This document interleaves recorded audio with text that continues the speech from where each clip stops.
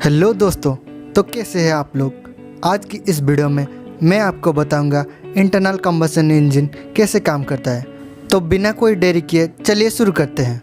Internal combustion engine आपकी गाड़ी में है, मेरी गाड़ी में है, और जितने भी लाइट व्हीकल्स है उसमें भी है, और जितने भी कमर्शियल व्हीकल है उसमें भी होता है। इंटरनल कंबशन इंजन और आईसी इंजन हर गाड़ी में कॉमन होता है, बस गाड़ी के शेप और साइज़ के हिसाब से इनकी जो पोजीशन और लोकेशन होती है वो थोड़ी सी डिफरेंट होती है। तो आइए सबसे पहले हम बात करेंगे कि इंजन है क्या।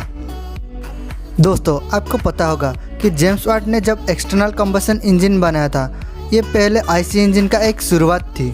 तो जेम्स वाट की बात करें तो उन्होंने बाहर आग जलाते थे और वो बॉयलर को गर्म करते थे, और उससे जो वाटर भापर निकलती थी उससे पिस्टन को थ्रस्ट के साथ पिस्टन में मूवमेंट क्रिएट करते थे। पेट्रोल इंजन एक internal combustion spark ignition engine है। इसका मतलब है एयर और फ्यूल की मिक्सचर को इंजन के अंदर ही जलाया जाता है, और इसे जलाने के लिए इलेक्ट्रिक स्पार्क का यूज होता है। ये इलेक्ट्रिक स्पार्क प्लग के द्वारा ही क्रिएट किया जाता है। अब हम फोर स्ट्रोक इंजन के पार्ट्स के बारे में जानेंगे। सिलेंडर, ये एक सिलिंड्रिकल वेसल है जिसमें पिस्टन आगे पीछे मूव करता है। पिस्टन, कनेक्टिंग रॉड पिस्टन और क्रैंकशाफ्ट को जोड़ता है और फोर्स को पिस्टन से क्रैंकशाफ्ट तक पहुंचाता है। क्रैंकशाफ्ट पिस्टन के रेसिप्रोकेटिंग मोशन को रोटरी मोशन में बदल देता है। कनेक्टिंग रॉड का बड़ा वाला सिरा क्रैंकशाफ्ट से जुड़ा रहता है और क्रैंक पर फ्रीली रोटेट हो सकता है। कनेक्टिंग रॉड का छोटा वाला सिरा गर्जन पिन के साथ जुड़ा रहता है और कनेक्टिंग रॉड गर्जन पिन पर घूम सकता है। पिस्टन को सिलेंडर के अंदर रखा जाता है ताकि पिस्टन एक ही डायरेक्शन में घूम सके। इस टाइप का जो मैकेनिज्म बनता है उसे स्लाइडर क्रैंक मैकेनिज्म कहा जाता है। यह मैकेनिज्म से पिस्टन का लीनियर मोशन रोटरी मोशन में बदल जाता है।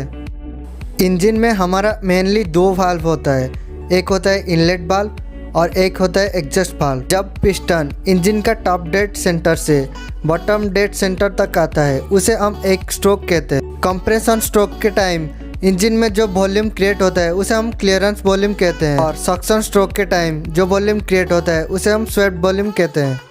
स्पार्क इग्निशन इंजन में सिलेंडर के अंदर जाने से पहले लिक्विड फ्यूल को छोटी छोटी बूंदों में तोड़ा जाता है, वेपराइज किया जाता है और हवा के साथ सही अनुपात में मिलाया जाता है।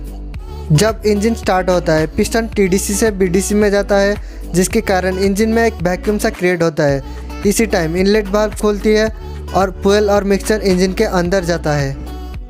इसके बाद इंजन अपने मूवमेंट ऑफ इनर्शिया के कारण जारी रखता है और कंप्रेशन स्ट्रोक की शुरुआत होती है। कंप्रेशन स्ट्रोक के टाइम पिस्टन बीडीसी से टीडीसी में चला जाता है, जिससे फ्यूल कंप्रेस होता है। कंप्रेशन की वजह से चार्ज का टेम्परेचर और प्रेशर बढ़ जाता है। इसी टाइम स्पार्क प्लग के द्वारा स्पार्क क्रिएट किया जाता है, जिसके वजह से एक विस्फोट सा होता है। प्रेशर की वजह से पिस्टन नीचे की तरफ मूव करने लगता है और गर्म गैसेस एक्सपेंड होने लगता है। इसके बाद पिस्टन बीडीसी से टीडीसी में चला जाता है, एग्जॉस्ट वाल्व खोलता है और जल चुकी गैसेस पिस्टन बाहर धकेल देता है। इसके साथ साइकिल पूरा होता है और यह प्रोसेस लगातार होता रहता है। यहाँ एक ध्यान देने की बात है, इंजन केवल पावर स्ट्रोक के टाइम ही पावर जनरेट करता है।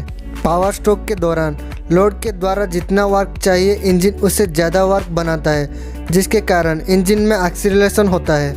इंजन में आई गति की इस अस्थिरता को कम करने के लिए फ्लाई व्हील को जोड़ा जाता है। फ्लाई व्हील एक ऐसा व्हील होता है जिसका मोमेंट ऑफ इनर्शिया काफ़ी ज़्यादा होता है।